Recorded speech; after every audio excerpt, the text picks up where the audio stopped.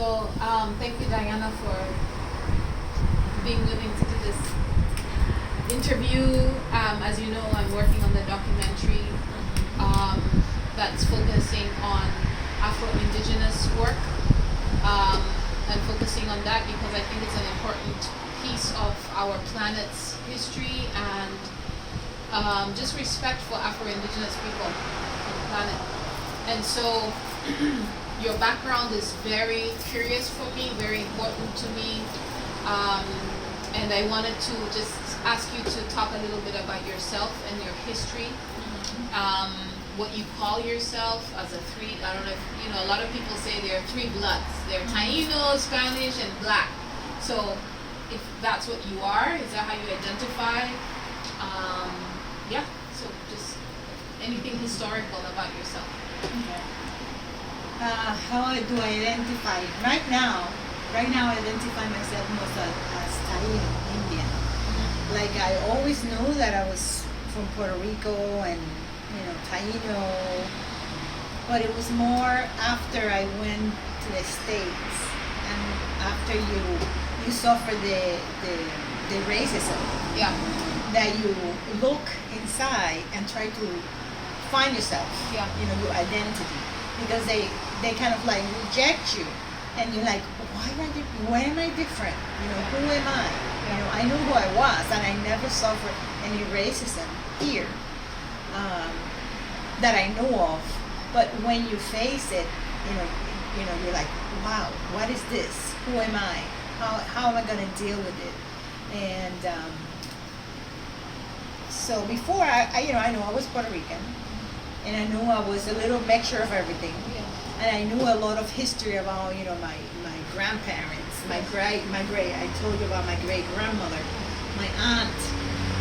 I had an aunt that didn't marry, and she used to work for my grandmother, ironing, cooking, for her money, and they used to give her money for her work, but she was part of the family as well. So her great grandmother used to be an Indian. Yes. And she still had her how's it called, You say in Spanish? the virginity vest, Chastity belt. Yeah. That's what it is. And it was like a metal on the garment, Yeah. in metal, Yeah. and in the bottom it was a hole. Mm-hmm. And in the back it had like an opening in the back, I guess, for you to put it on. Mm-hmm. And to have A key or a lock. key. It was Yeah. you had to put like a lock Yeah. in the back Yeah. to lock it and to Yes. close it. Yes. And she showed it to me, and I remember it. Yeah. And she also she used to do corn. Yeah. They used to collect the corn and put it in a big rock. There was a hole in the rock. You put the corn in there, and you put a stick, and you Grind it. turn Yes. the wheel, the rock wheel, Mhm. and that grinded the corn. Mhm. So that was her job Okay. as a slave, because of course she was a slave. And the young girls have to be virgins in order for them to be sold for more price. Yes. So that's why it was so important for them to be chaste. Yeah. Yes. Okay. Yes. Not because chastity is Yeah. a good thing, Yes. or is the way you should live. Yes. It's because they could sell them for And make more money. Right. So it was for economical purposes, not religious or spirituality, Yes. like they say it, that they use it now. Now, right. And we understand that now, but then we Yeah. didn't think of all those things. But afterwards, So let me get this straight, because I remember us talking about that grandmother, that great grandmother with the chastity belt, who I remembered you mentioning her being from Africa. So was she Indian? Was she native she was Taino? she was Indian. She was Okay. Indian. Okay. But I know that some of their other relatives were Yeah. mixed Okay, with African. with African. Okay. Yeah. That's from my father's side. Okay. Okay. So the woman that we're talking about with the About chastity belt is great-grandmother. from your mother's side. From my father's side. From your father's From side. my father's side. And then there were some people in that area, that time, who were African as well. Yes. Okay. From my father's side, we had both. We have Okay. African Americans, and we had African from Africa, Yeah. and Indians. Yes. Taino. Taino Indians. Yes. She was a Taino. She was a slave. Okay. Did you have a picture of her at all, or No, no? I don't. So just the No, chastity belt. yes. How did you feel when you saw that chastity belt? Like, what were the emotions that ran through you? At that moment? I believe now that since I saw that, and since I started reading about the history, that made an impact on me, that I was really angry inside, or if I was angry inside from all the things that happened in the past, that kind of brought it up, more vivid. Yeah. You more understood real, maybe even why you were more angry real. from the I past? didn't understood Yeah. then. Yeah. I didn't understand then. Yeah. But now that I'm working through all these issues, I realized that it did play a role. Probably had all those feelings before, but that kind of when you see something like that, as a young person. Yeah. How old were you when you saw this? Probably 12, 13. Oh wow. Uh-huh. So you might have even, was it small? So you might have even been the same age Oh as yes, she was when definitely. she was The wearing same that size, belt? The same size. Yeah. Wow. Yeah. So. Yeah, Wow. it That's pretty deep. was- So what do you call yourself now? Just Puerto Rican or Taino Puerto Rican now, or? Well, my roots are Taino roots.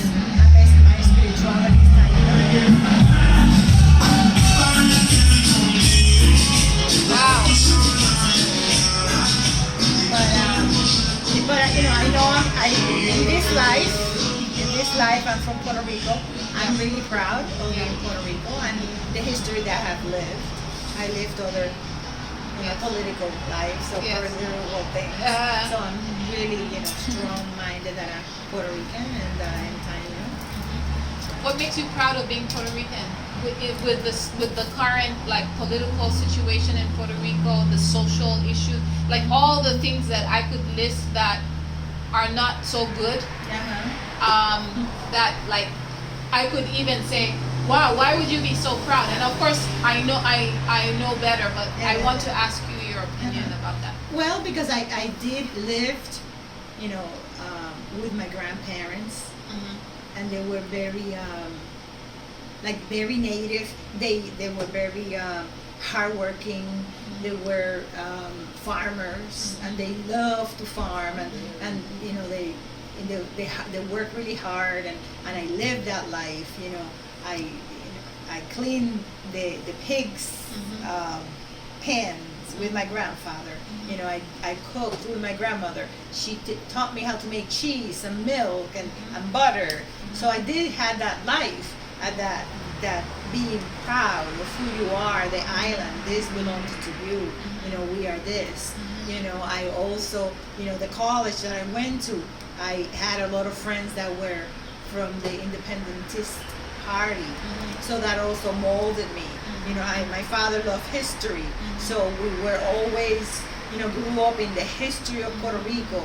My father took us to all the beautiful places in Puerto Rico, so that makes you proud of who you are and the land that you come from. Yes. So that all molded me. What about Puerto Rican history can you say, for those people who are watching this who are Puerto Rican, for instance, maybe even Puerto Rican in the diaspora, what can you say they should be proud of about this island? One thing in particular that they should be proud of. Yeah. Well, we have suffered a lot of things, and we continue. History, if you look at the history of Puerto Rico, all the awful thing that has been done to the Puerto Rican people, and we're still here. We're still strong. We are very strong people. We are rooted in so many races. Black, Indian, Spaniards, because we have that combination. European from other part of Europe. Yes. And we're still so strong. Like every experiment, when the United States first started making experiments, especially for women, we were the guinea pigs. Yes. The IUD, the pills. The first first nuclear plant was done in Puerto Rico, and it's still all the garbage is still there. They haven't even cleaned it up. They don't have the all these things that we have lived and survived. we need to be proud of who we are, and we're still here, and we're still strong, and we are happy people. We have hope, and we're always so friendly, and that's the way our Indians were. We were a beacon. Puerto Rico was a beacon, welcoming every culture, every Indians, everywhere. They stopped in Puerto Rico, and we welcomed them, and we learned from them, and we took whatever was good from them. And that's who we are. Sure. And we should be proud of it. I understand this very much as an African, an indigenous African person, that, even in our cultures in Africa, when visitors would come in, we would learn from them and take from them and integrate it in our culture. Exactly. And I also have learned that from being here with the Taino community that we're a part of, as an adopted Taino myself, how I've been welcomed into that community and, adopted into it. Yes. So I want to ask about, I know that you lived in the U.S. for a lot of years, you've raised a family there, and you've come back. You've come back full circle to where you were born. So please tell us where you were born, and where your family is from, and why you rematriated, why you returned home. Well, I was born in Mayagüez, in the hospital in Mayagüez. My family lived in Rincon, but there was only one hospital nearby. And that was in Mayagüez, so where all the hospitals are. All the hospitals are. So yeah, I was born in Mayagüez, and then my grandfather and my grandmother had a home in Mayagüez as well. So, and then we moved here, my father and I, my family. Since I was very young, we moved to Rincon. Because they have two properties, one in Mayagüez.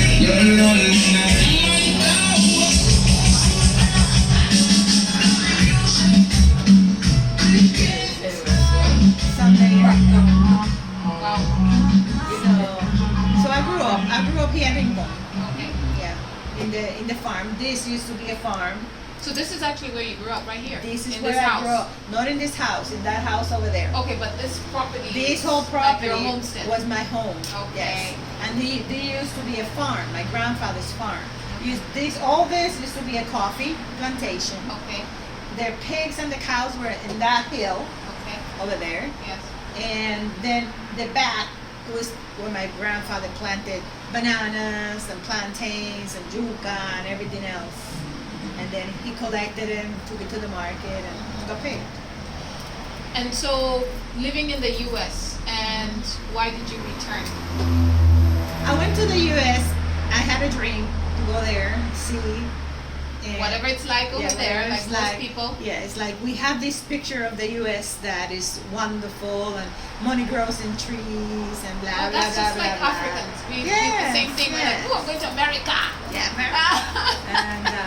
And so, unfortunately, I married somebody that wasn't Puerto Rican. He was a white American. How was that relationship before you finished while you repatriated? Just in, Well, it's just like any other man, any other race, it's the Yes. same story. Yeah. That story never changes. But was it slightly interesting being that he was white and that My you're Puerto opinion. Rican and like your meshing of your cultures? Was anything that you want to remark on? Yeah. Well, my remark is that we all have our prejudices. Yeah. Even if you say that you're not, Exactly. you are. Yes. Okay? Yes. I am. I have my prejudices. I know them, so I work on them. If you deny them, then you're not working on them, so you can't get better. Yeah. And you can't improve. Yeah. And men, you're women, so you're less than they are.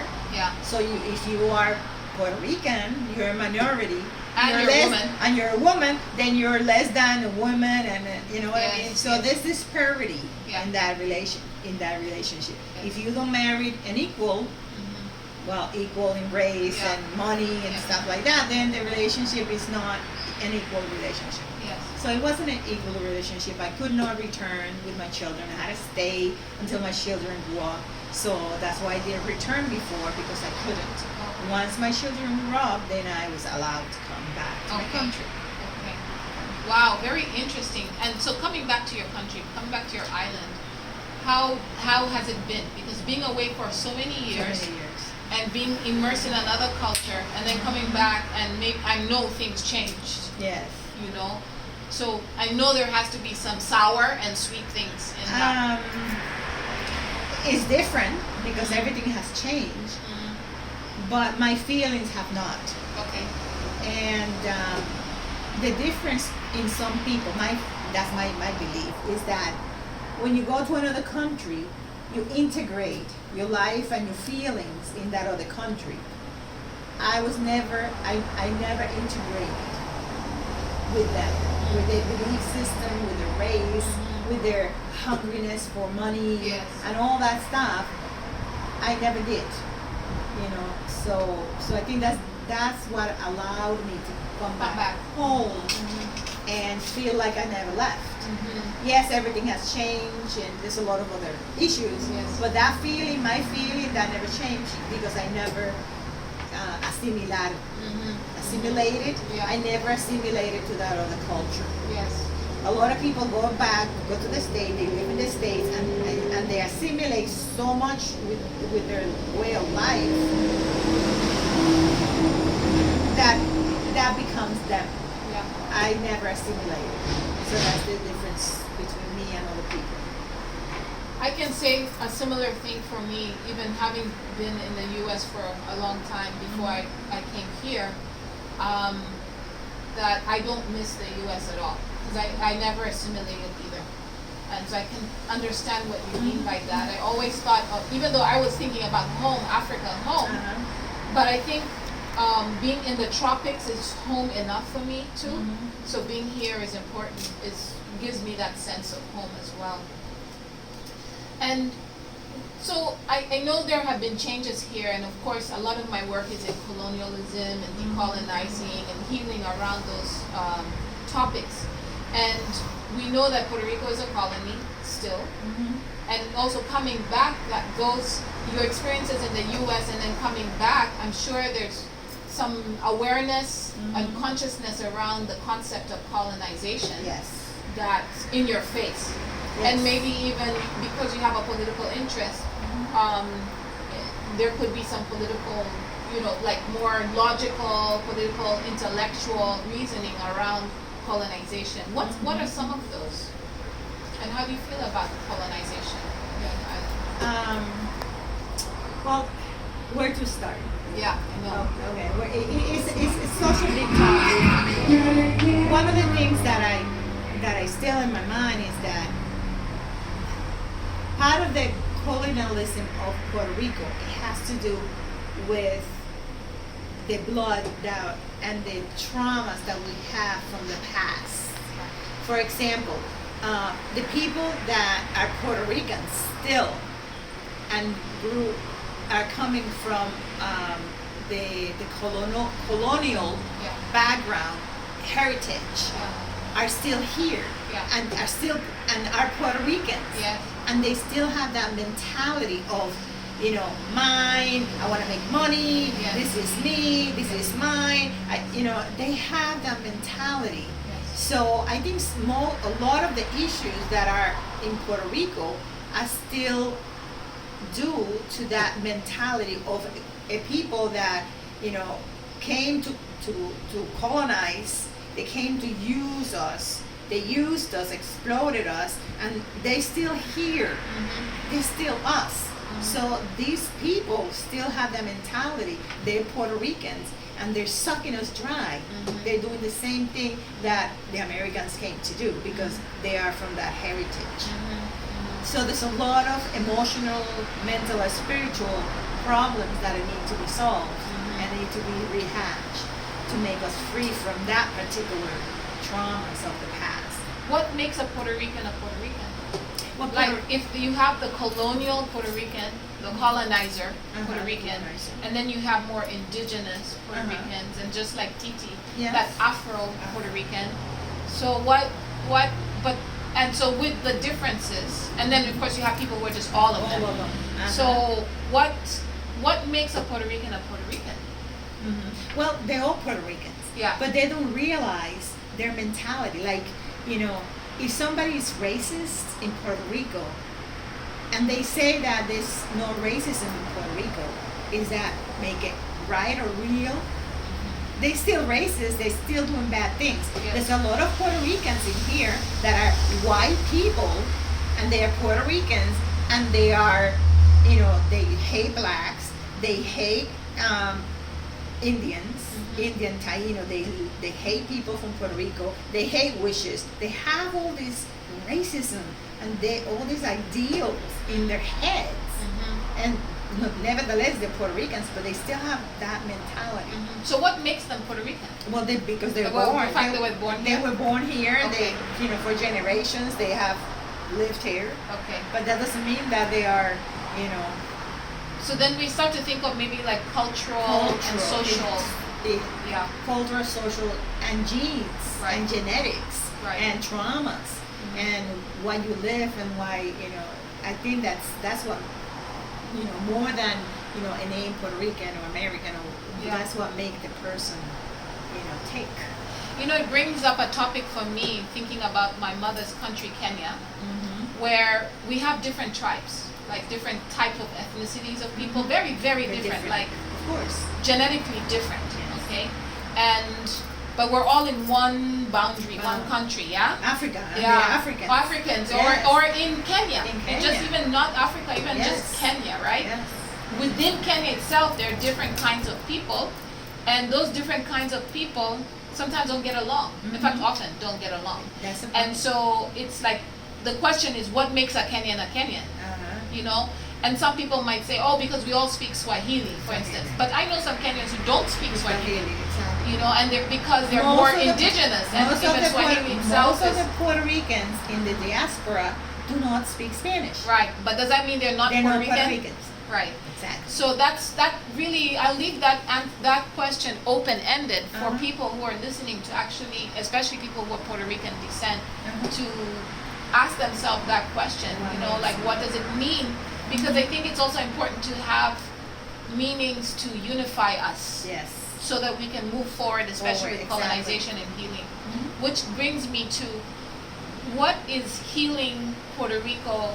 How do you see healing? I know you're a healer, and please talk about your medicine and how you work your medicine, and how you can see that healing people here on the island. Well, I think, yes, here in the island, but I think in general. In as general, well, yeah, Okay. sure. For example, like I was saying before, we have so many traumas from the past that we have not cleansed ourselves. That still are working in the way we think and we act and react everyday life, and we do not realize that. For example, that memory of my great grandmother being a slave, it still boils my blood, and I feel like I was slave and I suffer that, and I want to be free of that. Yeah. And not until I work that issue and free myself from that slave, Yeah. being a slave, I'm not going to be able to move on. So I've worked a lot, and I've worked with a lot of shamans from Peru, and they have a ceremony to cleanse genetic traumas, 7 generation back and 7 generation forward.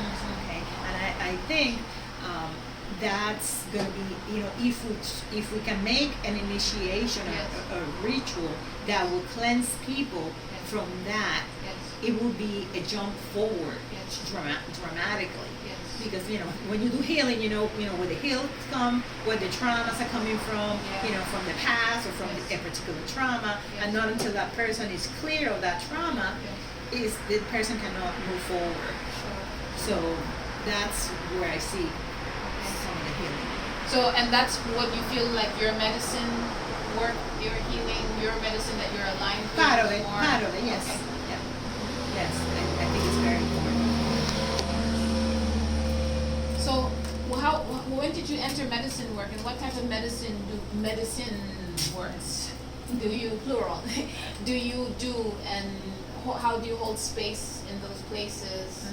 So tell us, like, how you came into them. Well, you want the shortcut or the long cut? Well, how many minutes do we have still? Kayasi? How much? What time? Well, What's the time on let's, there? let's do 25. the short. Let's do the short version. Yeah, you can do the long version. We have 20. We're only at 25. Yeah, like I think we all,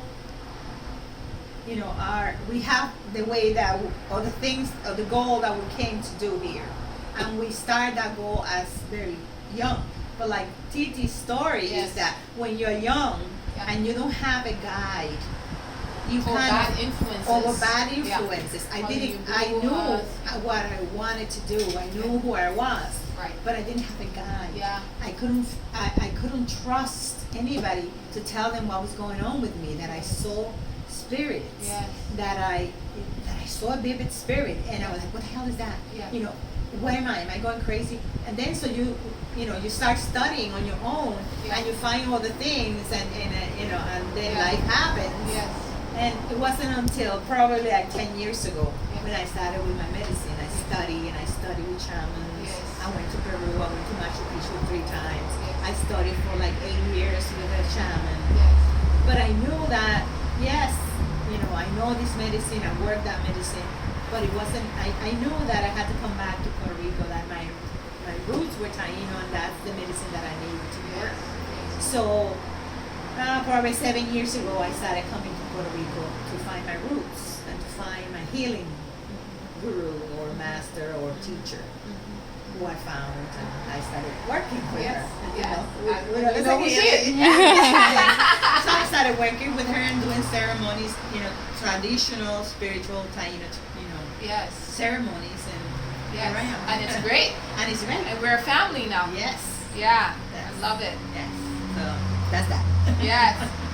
And with that, because your story is amazing, and I'm sure there are people who are listening and they're just like, wow, even they can take it for them to go back to Ireland or to go back to Australia or Africa or wherever, Yeah. and or wherever they feel their heart is. Yes. Because in my case, I was an African, but I'm here and I feel connected to the land here. So how can this medicine be a solution and a vision for Puerto Ricans? How can we call them to the batey?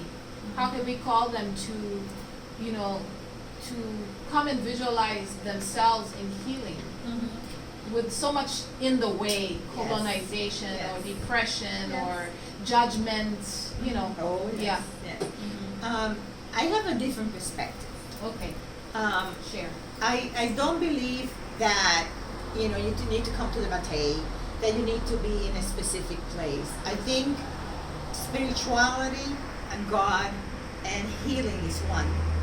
It doesn't matter if you're in Peru, it doesn't matter if you're in Australia, in China. If you start reading, I like to read a lot about the shamans in China, the shamans in Russia, the shamans in Australia. We all, I believe in one God, or universal mind. I call it the universal mind. It's only one mind. The stories and the healing patterns and the wheel of the traditional healing wheels are one. They're just in different language and in different cultures with different deities and different totem, but they're all the same. That's my belief. So if you want to heal, you can heal in the way you are right now and where you are standing, and heal the same. Yes. So you can go to a batey, or you can go to a church, Yes. or you can go wherever you want to go. If you find that healer, that Yeah. person that is going to heal you, you can heal. Yes, yes. So it sounds like you're saying that it takes the initiative of the person, It's a the self. individual themselves, It's a to take self-healing. themselves to Yes. the healing place. Yes. And do you feel that that's difficult to do in a Puerto Rico that is so traumatized and has such a history, a heavy presence even now, still being a colony, still being Yeah. Oh, we are after yes. Hurricane Maria, still We are all so- in the economical We are situation. so behind. We are so behind. Yeah, Yes, we are so behind. We're still slaves. yeah, Yeah. And not only Puerto Ricans. Of course, yeah. We are all slaves, but it's a subtle slavery. yeah, iPhones, money, a car, a house. Yeah. All that slavery. They are slaving in us, and we don't realize it because it's so subtle. Yeah. We still, be enslaved by the master, who takes all our money, and we work and we see nothing at the end. What is that? That's slavery. That's slavery. It's just subtle, and we don't realize it. So I want to speak of solutions to that. How can you see it?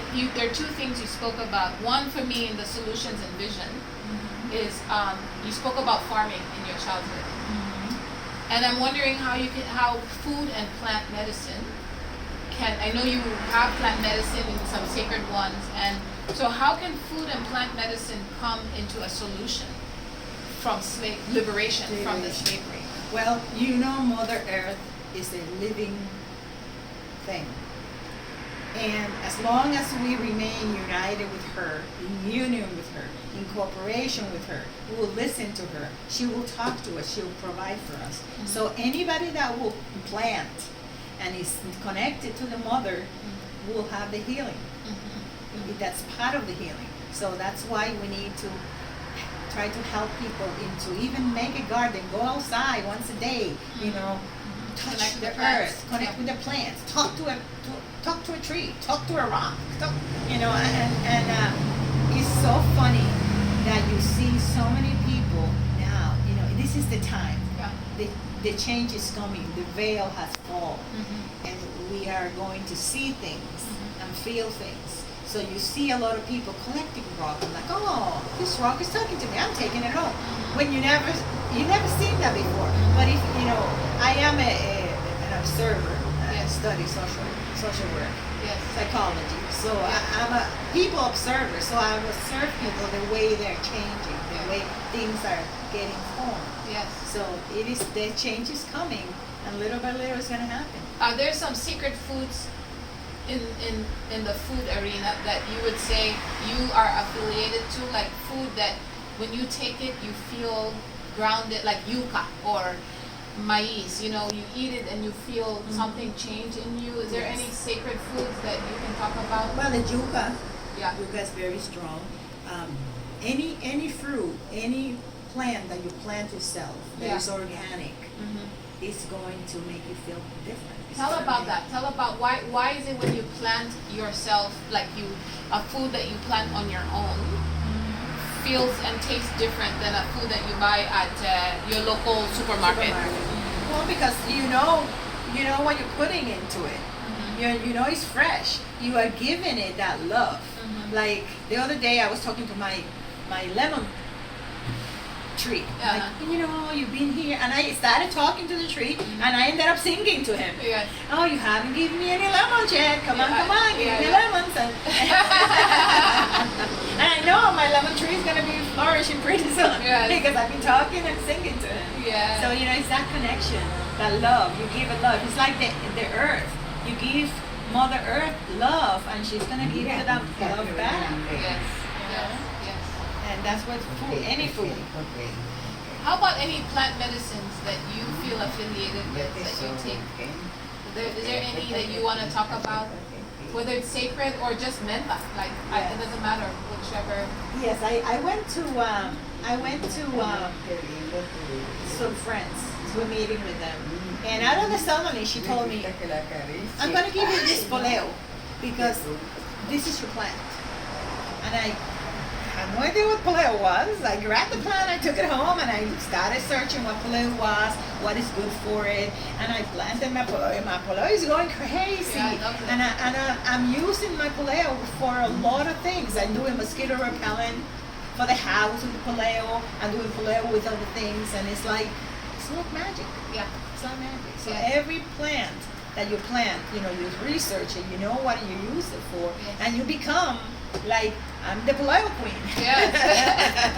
It's like your plant for the moment, but then you keep going through different plants, right? Exactly. Then what's next? Yeah. And then you add ooh, I like this plant. And right.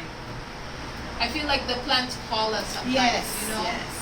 And they call us through somebody sometimes, or sometimes when you're taking a walk and it's just I just have to have that plant, That right? plant, yes. What is it? Yeah, I want to drink Yes. it. I want to bathe in it. I want to smell wanna it. know what Yeah, I want to know what Yes. it is. Because if I know a paleo and I know my medicine is paleo, then your medicine is something else, and we can work together Yeah. and make things. Yes, yes. So one of the last questions I have is around youth, young people, and how we know, that the way young people are today is not the way you were when you were back, when you were like in your early 20s or teens, and just how I know young people are searching right now, and they have their own way of searching and Yes. finding things too, which is a great thing. Yes. And then there are also some lessons that they have to learn. Yes.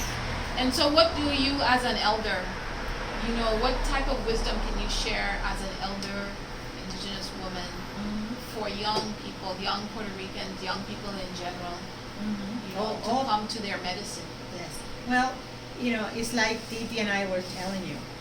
We need assistance when we have visions, when something happened to us that we don't feel comfortable talking to our parents because our parents are a certain way or certain religion, and we need grandmothers that are open to show their medicine, to teach these young people their medicine, but not to teach their medicine the way I want it or I do it, because these young people are coming for different reasons. They have their own medicine, okay, and they have to follow their path. My path is not your path. Yeah. Okay, her path is not mine, but our path together lead us to the same place. So these young people have their path. They come here to do their thing that I cannot do because I'm not, I don't have the DNA or whatever code they came to do. Yeah. So we need to help them and teach them our medicine, but let them do it their way, so they can do what they came to do. Do you feel that that's been a problem? That it is a big. there are some elders who have not let younger people find their medicine. I mean, work their medicine the way that they are inspired to, or what do you feel is more of a problem? The problem is still the same problem, is that they don't all have access to a person that can help them. Okay, guidance. Or they don't have access, or the money, or fear, or they still this prejudice about your wish if you do that, and they fall into that, and it's hard. It's hard to be different. There's a lot of people in there that are different. For example, I've seen a lot of niñas now, and they have no way. In our society, we're so anti-difference, and we don't know how to guide these young people. And you need to have people that are in love and in their center to be able to direct these niñas in a way that they brought up with love and dignity and capable to do whatever they came to do. So how do indigenous people see niñas? I can speak with because the obviously we know that there has been a stigma on niña people. Niñas. Yeah. So, I can speak about the Taino. And I know the Taino people, that's my feelings. There's all the Tainos that have different feelings. Are very open. It's all about love. It's all about you. It's about flourishing. We never judge. We never criticize. We provide the help and assistance. And that's what we are. We're open-minded, loving people. And we welcome everyone and anyone. And we work with you where you are and who you are. And that's the way the Taino work. And this is the way that some of our grandmothers are. Some are not like every other human being, but Is there any limit to what Tainos would not welcome? Limits. Well, it's like I said, it's hard to say that because there's so many Tainos. They have different experience and different. Our group welcomes everyone and anyone where they are, as long as you come with love and clean and respect mind. If you're coming for other motives, we know that the Creator and our love is not going to satisfy you, and you're gonna go. So that's the way things are. How do you feel about? I've been really reflecting, so I'm coming back to my first question on. I just want to come back to sometimes people don't realize, especially people who are not Latin, or sometimes there's just this stereotype about Latin American people who are called Latin American, even that I don't like to use, but people from Boriken, from Puerto Rico, who are called Latin American or Hispanic. In different circumstances, they'll identify. There's some confusion sometimes with identity. So in different circumstances, and I can obviously understand that, because if you're everything, and historically, and now legally, we're in the limbo. And we are hated by everyone. Because we're in the limbo. So we are people without culture, without race, without anything, without name. We can even call ourselves Puerto Ricans. That's not legal. We are Americans. And if you decide to be Puerto Ricans, you need to leave American citizenship. You become nothing. And you need to ally yourself with another country. So we don't even have that. Okay. Okay. Wow, I didn't really know that yes. part. Okay. Yes. But there's so much political baggage on that too, because to be American also, I mean, if you're a colony and you're not really a state, so you're not really American. No. But then you're only American, I know, for military and for certain benefits, that's when that works. Yes. And but I don't want to go too much into that. What I do want to go into is just the mental health, the state of health and awareness around identity, which I feel does affect people's well-being and affects progress here on the island. Oh yes. And so one of them is what I've seen is just the like, I've met people who are brown, who don't want to, me as an African, and very clearly proud of that, because obviously I'm not Puerto Rican. So I express my Africanness different to a lot of Puerto Ricans who are black or mixed with a lot of black, who don't want to identify with me, who don't want to, but they won't. Who don't want to be friends with me. And then there are also white Puerto Ricans, but then at the end of it, you hear Puerto Ricans saying, "Oh, we're all the races, even all white or dark or again, mixed." So, but then it's not really fair in the everyday life. So, because they don't really act like that. I would meet even a brown mixed Puerto Rican who may not want to be in a relationship with, let's say, myself, because I'm too dark. Well, because what happened is that we still don't know who we are. We are in the limbo. And not until we are stop being in the limbo that you're gonna stop and realize and ask, who the hell am I? But so what is it? Do you think it's the media that keeps people from asking that question? Because I'm not understanding in the 21st century why that question is not being asked. I think with it's all the knowledge and things we have. Well, I think because we've been under the sovereignty of the United States for such a long time, most of the people in Puerto Rico, they don't see anything but that. And they've not stopped and think about who they are. Puerto Rico does not value their own culture. Puerto Rico does not respect their own sites as valuable. Sacred sites. Archaeology. If they don't acknowledge their archaeology artifacts, they don't respect them. If you don't respect your ancestors, if you don't value them, if you don't honor them, who the hell are you? So that's why we don't know who we are, because we don't acknowledge them, we don't live them, we don't recognize them. So we have never been allowed to do that, because we're American. And in our school, we study American history. And there's no books about Puerto Rican history and who we are. And where, you ask the Puerto Ricans, who was your cacique?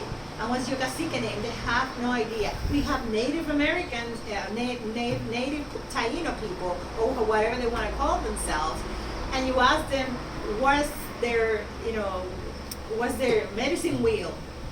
They have don't no know. idea. What's the food in your medicine wheel? They have no idea. Mm-hmm. If you're Taino and you don't know these things, what the hell are you? Right. So if you don't know your own culture, if you've never been allowed to respect that, then who the hell are you? Right. So that's where we are. Yeah, I'm just met with the, I'm met with the puzzlement Yes.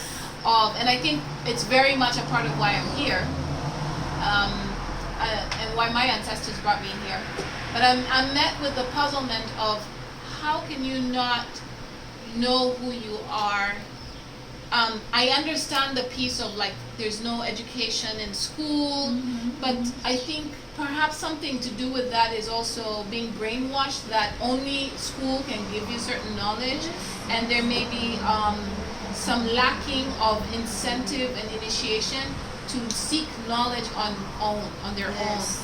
And I feel like the Puerto Rican culture may have come to the fact that we don't care. I'm not seeking. I just want to go, party at the beach and drink some cerveza and hang out. And That's no, part of it's not important to That's part of the seek stereotype. identity. You were crushed, stepped on. You Yeah. can't do that. You can't know about your race. Yeah. Your race is not good. Your hair is not good. Yeah. It's bad hair. Bad hair. Bad hair.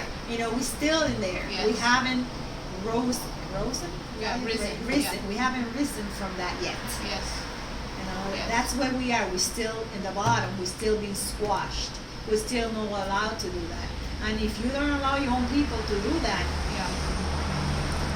And yet I still meet people who say, "Oh, I'm proud to be Taino. I'm proud to be African," but then when they're met with true African yes, opportunities to Yes. really represent, they don't. they don't. But yeah, that has to do with Or Taino opportunities, that has to they do don't. with again with the prejudice. If Yes. you're not white enough, it's about prejudice and Yeah. about race. Yeah. If you're not white enough, then you're not allowed certain privileges. Yes. You're not good enough. Yes. Okay, if you're not, if you don't speak the language, the English, it's Yeah. the same old. Sure. You know. So to bring this to full circle, what do you feel you can, if you were to write, like if you were to have a radio station, how would you structure, what topics would you cover to enlighten the people who are listening? Well, it will be a lot about culture.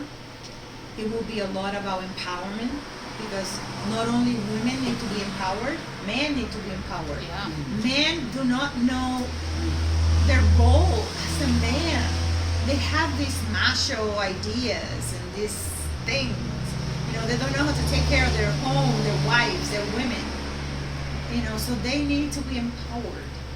And the woman needs to be empowered, because the women have the role of caretaker of these children they're bringing these children in these all antique ideas that are obsolete. So there's a lot of Yeah. empowerment that needs to happen, and cultural welcoming and awakening. So you would address cultural Culture issues issues and and empowerment. empowerment issues. Okay. Thank you. Yes. Is there anything else you'd like to add before we finish? No, I Any think words of wisdom that you want to share? well of wisdom. Well, yes, you need to know yourself and love yourself in order to love others. If you don't love yourself and know yourself, you can't know or help anybody else. So do your internal work and run with it.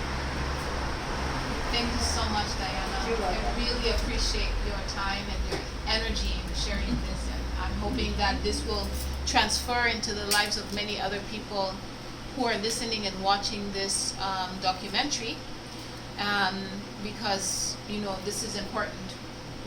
These words in indigenous cultures, words are sacred far more sacred than a piece of paper with words on it. So this is like very, very important and sacred. I really full heart and humbly appreciate you, Diana, and gracias, Titi, for your time in this discussion. Thank you for doing it. Yeah, thank you so much. Pero veo que andiamo sabia isso, né? Sí, del país,